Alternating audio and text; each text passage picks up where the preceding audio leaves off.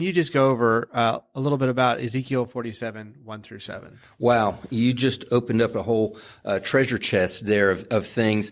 There are some scriptures that have become pillars for us in God's relay race as we've been doing this now, coming up on our fourth year.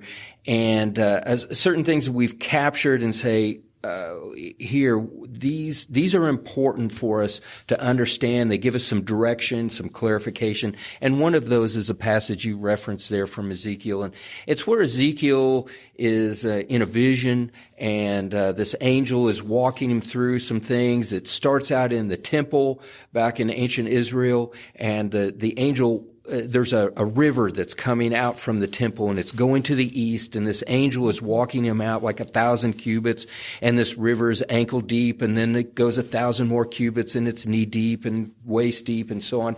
And finally it gets to this point where it says that it's too deep to even ford across. And it says in that place there are these fishermen out there, and they're casting their nets, and they're catching lots of fish.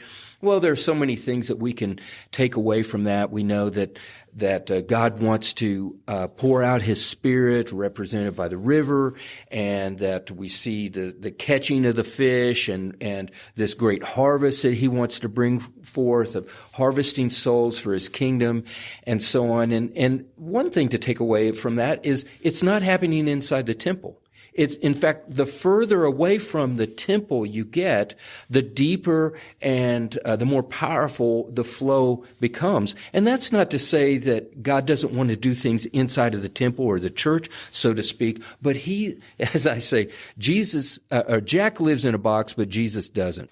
God wants us to take Him outside of the four walls of the church or the box there that we oftentimes put Him in. And when we do, the further we'll go out there with Him, the further out on the limb we'll go with Him, the more that He can show up and do.